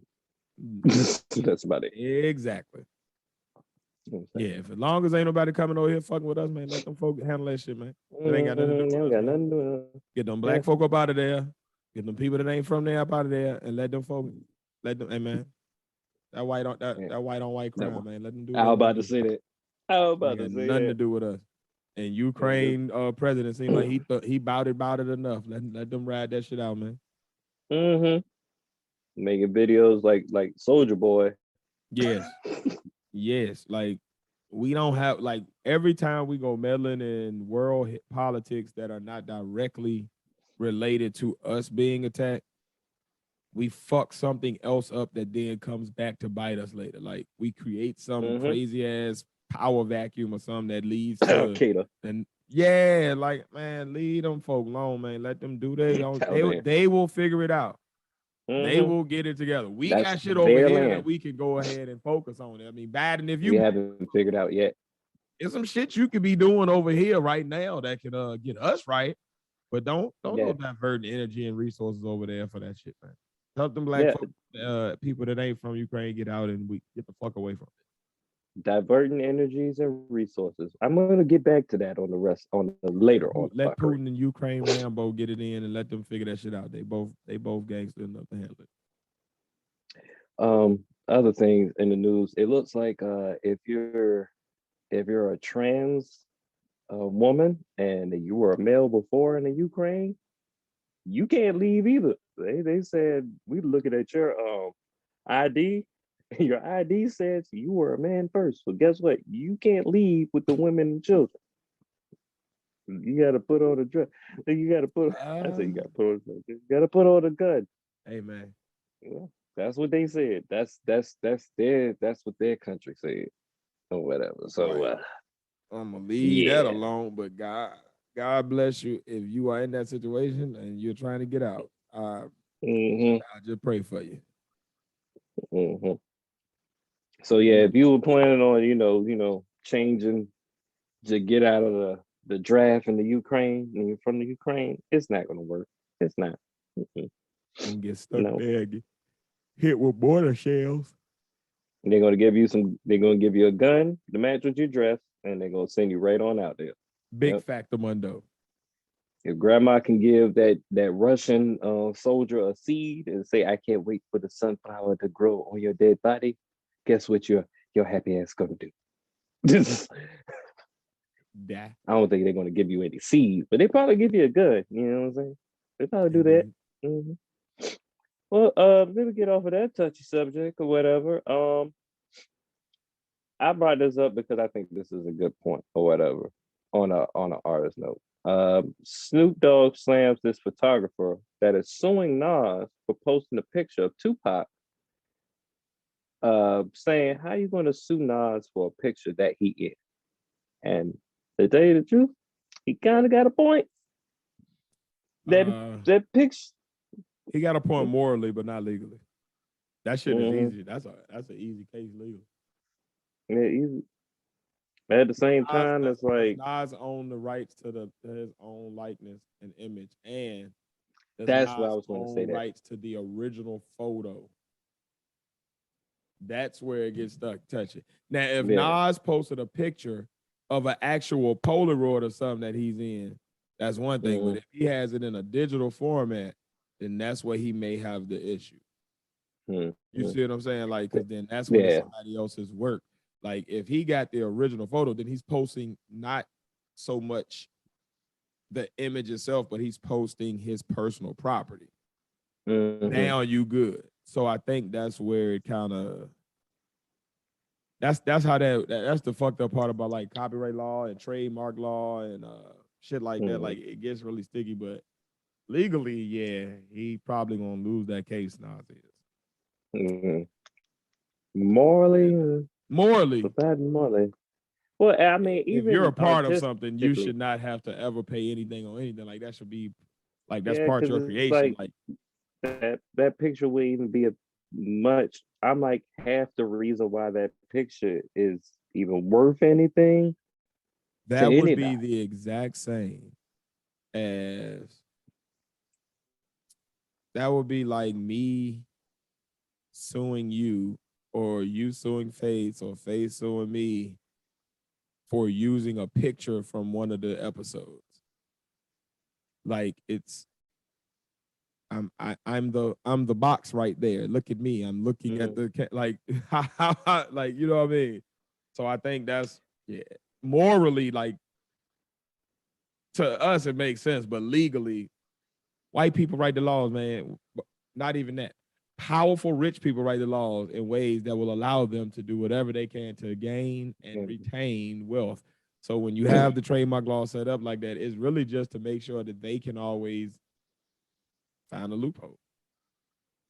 I didn't have this on the fuckery, but since it kind of ties into what you just said, you have you heard about this slaughterhouse shit with Yeah, Crooked I Eye seen and the Joell lives with Joe and Ortiz them. saying, "Hey, this Yeah. this kind of gives me that vein or whatever." It's like at one point I kind of feel like, all right, I feel what Royce and Joe is saying, but at the same time, I kind of feel what Crooked and Joel is saying. Like, I don't because I maybe have mm, not heard. See, I didn't hear the actual songs. mm-hmm, So maybe I don't understand enough of Joel's and their point. But when I listen to conversations and two people are like both presenting their sides of the truth, you know what I listen to? In my usually the most clear truth is going to go with the person that is articulating the facts of a situation and is able to articulate it, usually, because that person is actually like, they're not grasping for what to say. They're just literally their brain is not going through the step of creating anything. It's literally just going back into his memory banks and recalling information. So I feel like usually I'm a roll with that. And from what I saw from when they had Joell on the live with him, Joell he didn't really say much. They asked him a simple question at least 12 times. The exact same question. Joell did not actually answer that question with any specifics at all one time. I also don't think that me asking questions or me not liking a deal is the same as me turning it down. Because again, when we're talking about business, we're talking about 4 guys who already had solo careers and had already been doing business for years before they came together. So you're not gonna tell me that Joell and Crooked don't know the difference between me actually getting an offer sheet, or we're still in negotiations and I'm asking questions and you're just mad because I didn't just immediately say yes, or I didn't agree with y'all in that moment, because I'm still trying to figure out, well, what is the actual percentages after this advance, after this, that, and third. So like, to me, when you're able to articulate those type of specifics and you can like, and I can't get any specifics from the other side, then I'm gonna usually say that morally, I don't know who's right. I wasn't in those rooms. I just hope that morally, if they were actually real friends, not industry friends, but real friends, hope they get that shit together. Because I don't never want to see brothers, you know what I'm saying, just drop out over some money and shit. I also don't think any of them are in a position where like they need the money to like, or it was that big of a deal to like where they were going to be out on dire straits or nothing. But yeah, I think there's a lot more facts and specifics that I've heard from Royce and Joe's side than I have from Joell and Crooked. I've heard not much from Crooked when he responded to, from what I've seen, when he responded, it was kind of like more of talking about the morals of it, but not really digging into like who was right or who was wrong. He was more like trying to take a high road approach almost, which was weird. And Joell was just kind of, he just seemed like he was more emotional. And yeah, so that's my take on it. But I think the difference is with this is with Joell and them, that's even more of a place of like, if it's your friends and your family, to me, morality should come above business unless somebody has fucked up morally and business wise. Like your professional morals have gotten fucked up where you've done something that was clearly a harm, which showed your personal morals to be off the kilter. But like, I think morals should lead in business with your family and friends. So I think with Joe and them, they cool, so that's different. With this photographer dude, he don't know Nas. Nas don't know that nigga. This is just a nigga who took a picture and was like, hey, this is my art. True. You posted my shit. We didn't talk about it. There was no credit. Like, I own this. You didn't license it, nothing. So like, what's up? And I think the way Nas did it might have something to do with it. Now, again, I am talking from a place of knowing and understanding like kind of the legalities of it, but not actually having seen the picture. Is the picture a picture of a actual photograph, or is it a picture of like, it's like a digital photo of this thing? It's probably a digital photo they probably had on his actual Instagram or whatever. So that's probably where they got him at, pretty much. Yeah. I don't think it's the actual photo.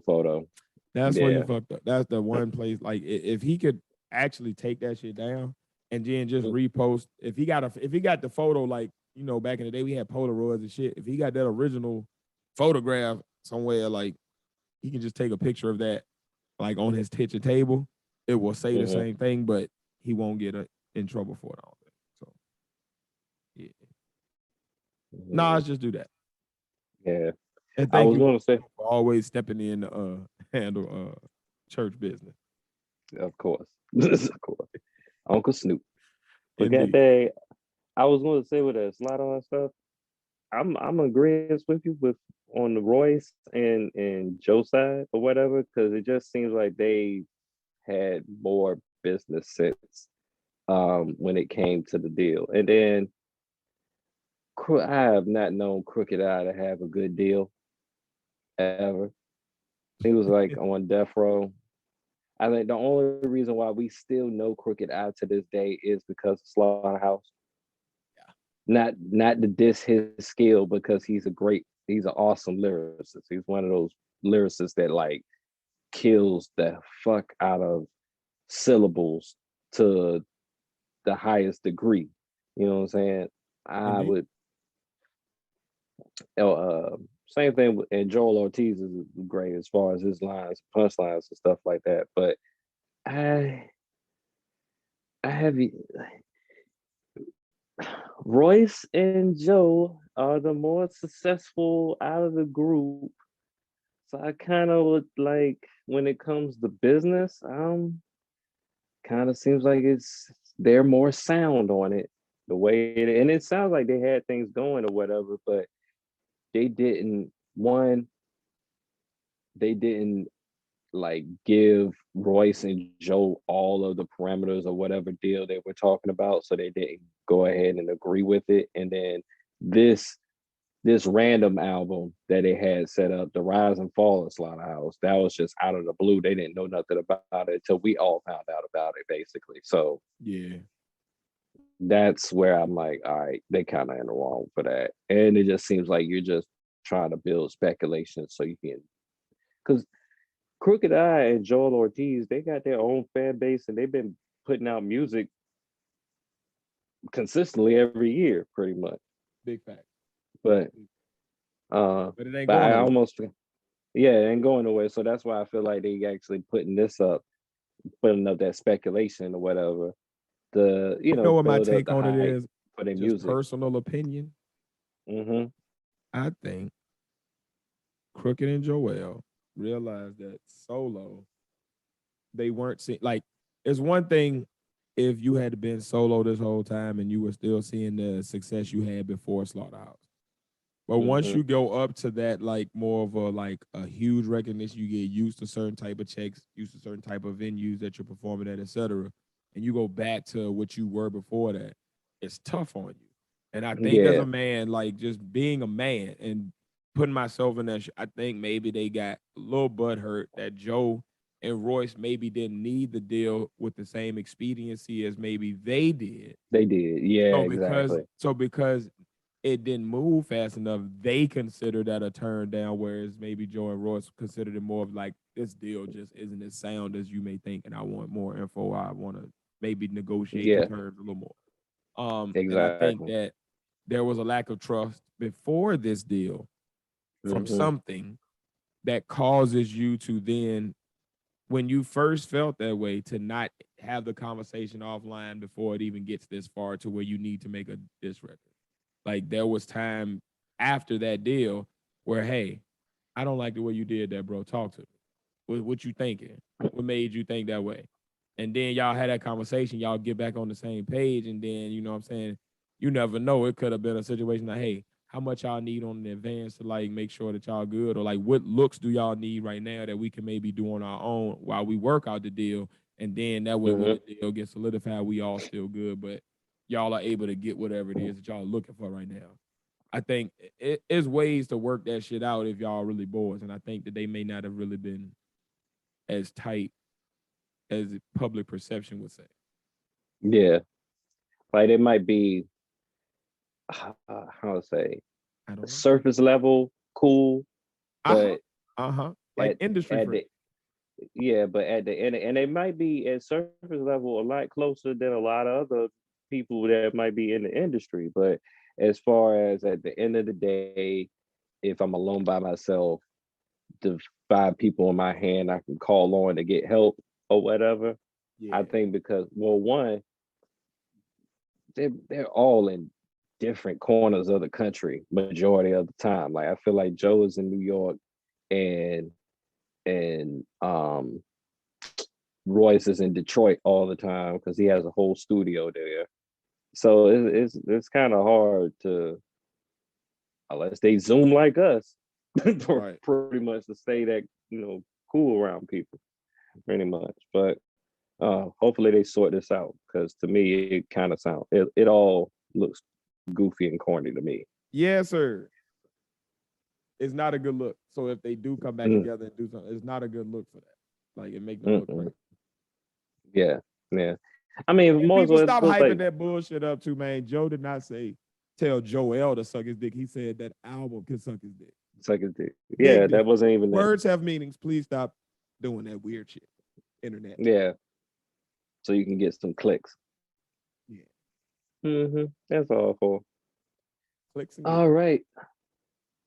Now we're getting right into, well, it seems like we kind of been climbing into the fuckery slowly but surely anyway, but indeed, yeah, right into the deep dark depths of it here. In Florida, what a surprise. Florida man.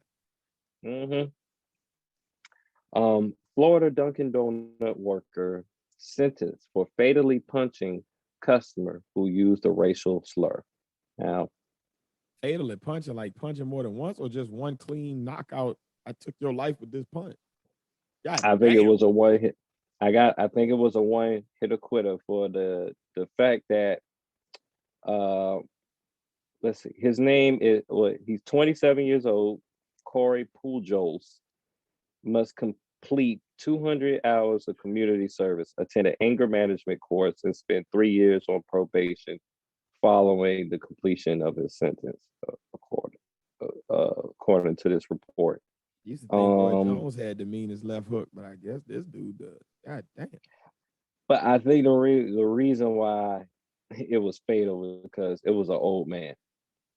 And I'm trying to look it up right now, but I believe it was an old man in his like 70s, and he thought it was he thought it was the good old days, and he could just say the word.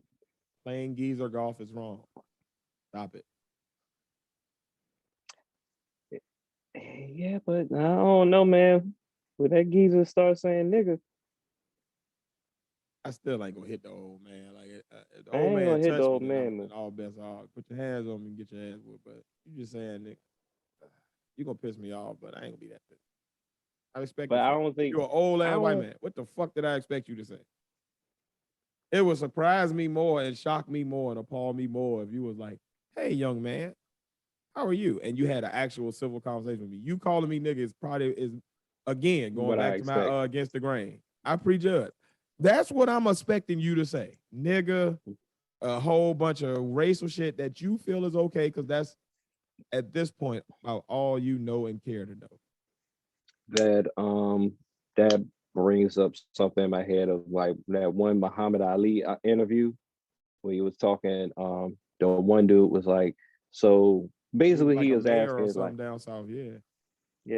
He was basically asking, so you think that all white people are bad or whatever? I was like, well, it's not that. It's just that black people don't have time to figure out if you a good one or not when there's millions that are not. It's a risk. I figure it out, I'm already fucked over. No. And then in this case, if you already said nigga, it's already clicked into my head that hey, you the stereotype. Ding ding ding. But Vernell Cook, 77, who was white, had gone through the drive-thru to order coffee and was angry over the lack of service. While in the drive-thru, Dunkin' employees had trouble hearing him, and he started to yell at them. I'm gonna stop this right here. Or whatever. I'm gonna be honest with y'all. I think this might be my unofficial.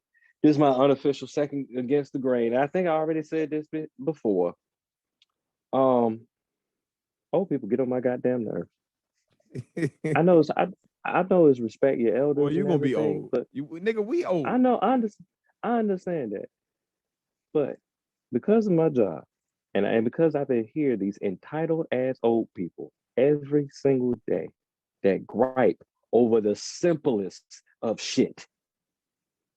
The simplest of shit. This is a good case I know in our culture we're built in, and it's good that we have the sympathy for older human beings because The they're at that animalistic point. thing. Take care of the Because young, hurt, yeah, old. and you would want that because like you said, we're all going to become older and whatever. But this generation of old folk are entitled as a bitch. The boomers. The boomers are the reason. The complaints that the boomers have for the millennials are my complaints against the boomers. These are the same people that fuss you out because because they called you upstairs to get the remote that's right beside them. These are the same type of people, okay? These are the same people that can't unplug shit. Yeah. And I understand if you have a condition, if you have a condition where you can't do too much, that's fine or whatever. But if your ass can get the fuck up, if you can drive around, if you can go into a drive-through or whatever, you can say an order, you can treat you know when not to say certain shit Big facts. and who to say it to or whatever. Big facts. Because I know you grew up in a different time, but that's the thing. You grew up in a different time. Yeah, Your time ain't my time. Let me live. Your time is over what with. the young people saying about us. Your time is over with. My time is over with. You know what I'm saying? Yeah, my glory days are behind me. I'm living on grace and just loving life now. I am 38. I have figured this out. Why haven't your 77-year-old ass figured this out yet? I have figured That's the this thing, man. out. They figured 30 it out. years, They 40 figured it years out, and before they you. had it together until about 55, and then that memory started dropping, man. Old people see now, Right? man. My grandmother was damn Like, near a genius until she hit like her late 60s, and then all of a sudden she had dementia. That was not the same woman. It kind of just like made them folk old, man. You gotta just all I gotta say is this: like what you gonna do? You gonna knock a motherfucker into the heaven? Beat a bitch to the no, pearly I'm gate? giving Like them fair warning because I'm giving them fair warning from the natural law of natural selection and survival of the fittest or whatever. Beat that bitch to the pearly gates. Beat that bitch to the pearly gates. Not the old man out. Not the old man out playing keys. Now, No. some of y'all got old man strength. Some of y'all think y'all got old man strength, but really, old nigga that fought in the Kumite.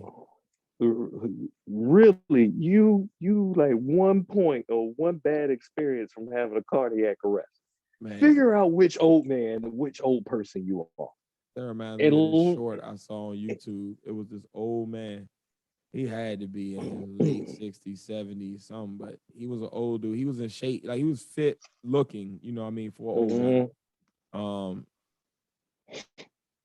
But he was on the track racing against a young track person. That motherfucker came out the blocks. They won't race him, but like maybe 20 yards. Boy, that motherfucker had the oldest arthritis. Like, bro, if you don't sit your ass down somewhere and realize that it's over, let these young folks live. What that nigga Hitman Holla say, you an old ass clown? Just an old ass now. Stop acting like a bitch and sit your old ass down. Oh, no, let a young nigga shine. Sit your old ass down. Yeah, sit your old ass down. Let these young niggas shine. It ain't our game no more, Charles Oakley. It ain't our game no more. Let these young motherfuckers hoop. I respect the elders, but when you start being disrespectful or whatever, then hey, survival of the fittest. Hey man, like I said, if you saying stupid shit, I expect that from y'all old folks. Just don't put your hands on. That's it. And I'm gonna end the fuckery off because I think we all both getting tired. Anyway, you know it. And one motherfucking day, the gases went up $1. Bruh. The gas went up $1. Ridiculous. This gas shit ain't even funny, man. It's not cool. Yo, I literally saw take them sanctions all Russia, man. Let them drive their tanks where they want to and get our gas prices back down, man. This shit is stupid. No, I don't care enough. You know what the dumbest part about how gas prices are? You know how gas prices are formulated, though, right? It's literally just people call speculators who just say, we feel like it should be this now. Mm-hmm. Like, Exactly. motherfucker, say that shit should be 97 cents like it was when I was in high school and let us ride, man. We used to cruise all day for $5, man. Now y'all beating us in the head. No, fuck that. What we need to do is find those people that said, hey, I feel like gas should be like this, and put a gun to their head. Oh, shit. What the fuck you think? What the fuck do you think the gas price should be today? Do we have a problem? Because I'm getting tired of it. You know how I am about gas prices, Tiff. You know how I am. But this doesn't make any sense, man. It was This nigga done flip. It was $3.19 one day. Old people make gas prices make Pat become Florida man. Then the next day it was $3.80. It was $3.79. And then the exact next day, it wasn't even 24 hours. It was about 12 hours later, that shit was $4.30. Fill your tank for $75. That's not a gas price. That's a time of day. What? That's funny.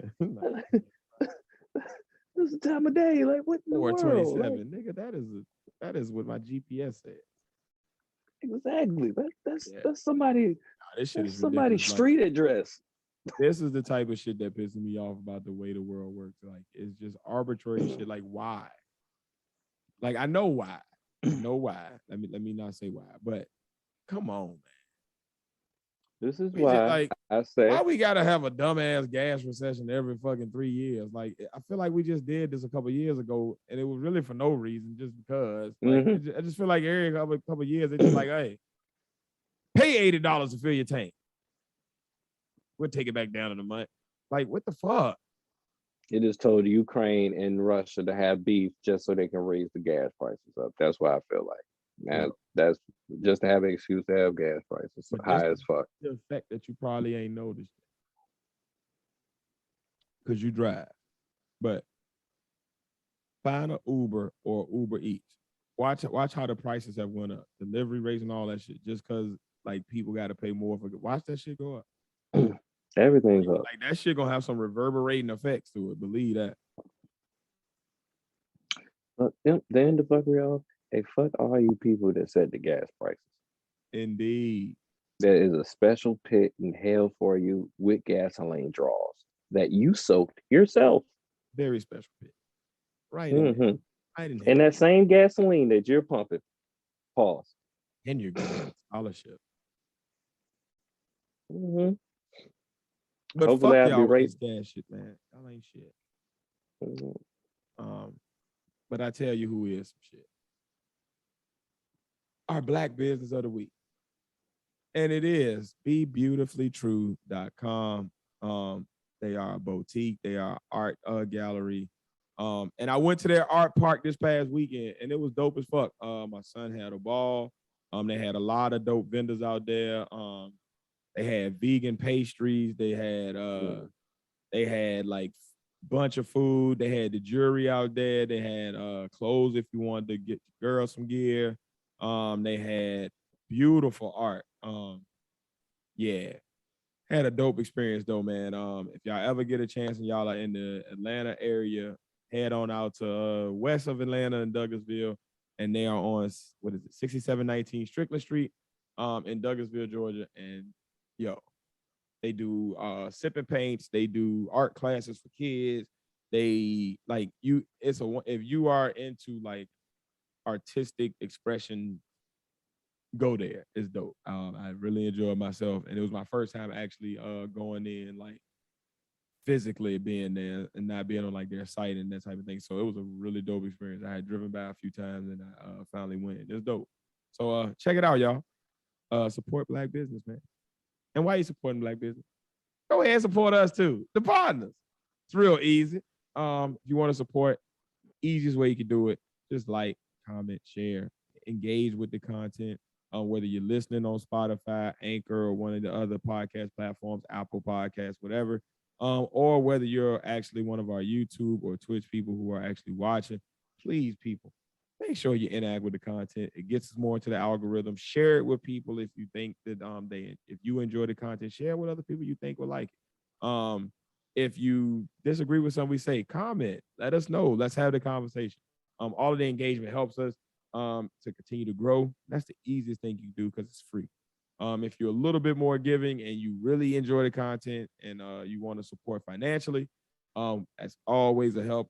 Every dollar that we get goes right back into the podcast to try to help us to get better and to kind of get out and get more reach. So you would definitely be supporting a good cause and helping us to do that. And you can do that in several ways. You can either do it the super easy way, just Cash App. You could do it for, you said 25 cents through Cash App. And our Cash app tag is $Podnatiz1. That's PODNATIZ1. You can also support by going to buymeacoffee.com where you can donate for as little as $1. Buymeacoffee.com/the Podnas. And there as well, you can sign up for a membership. Being a member guarantees you exclusive perks and VIP access to unseen and unedited footage from our podcast. You get exclusive access to our Discord. You get behind the scene access to us. You get other special promo codes and exclusive offers from our clothing and apparel store. And you get VIP access to actually becoming a part of the podcast planning process. And you get to actually navigate and choose topics and join us for the podcast.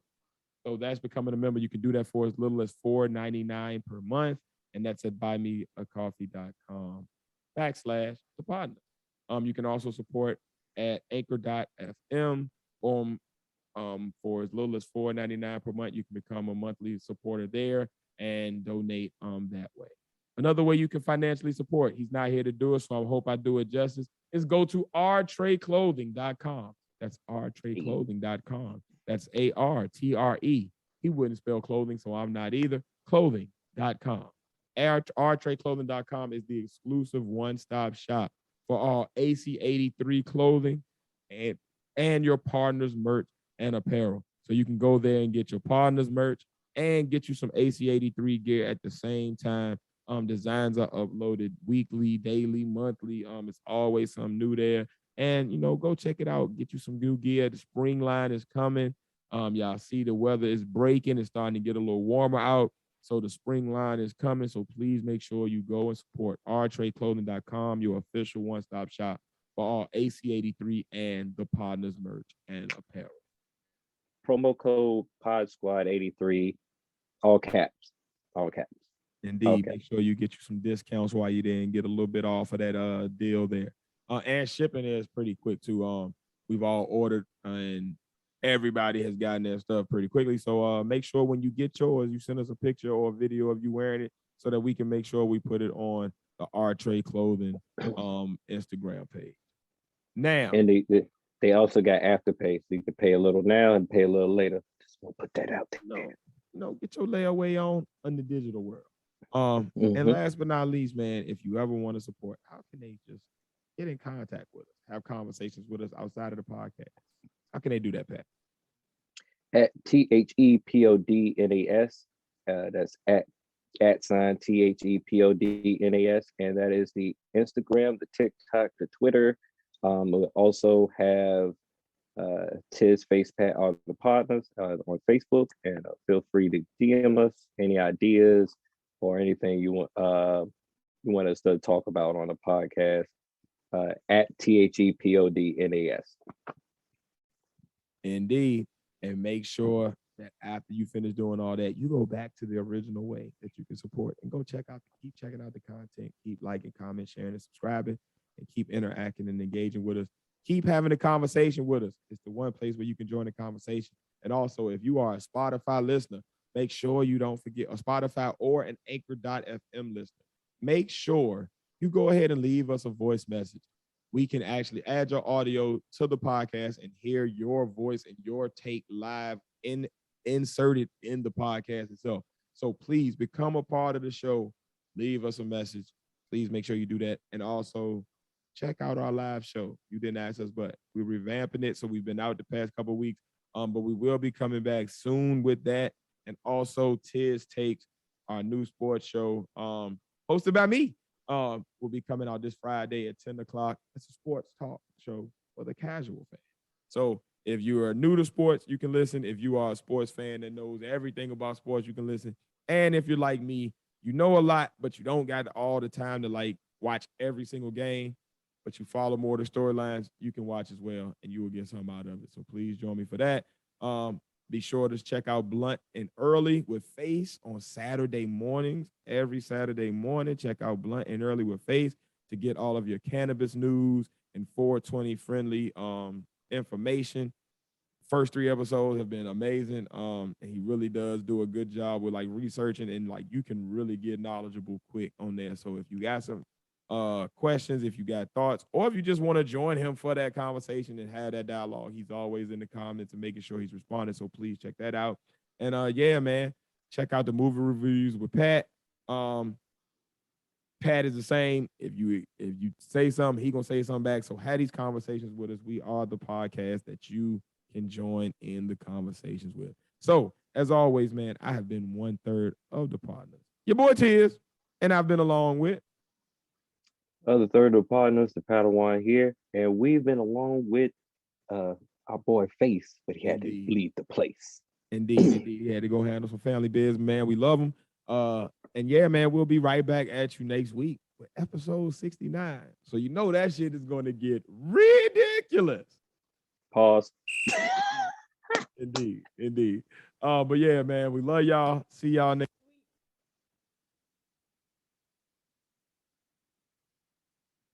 And as always, we are Podnas, motherfuckers. We love you. Thank you for joining us. And as always, we've been the Podnas. Peace. Time to roll up. Yes.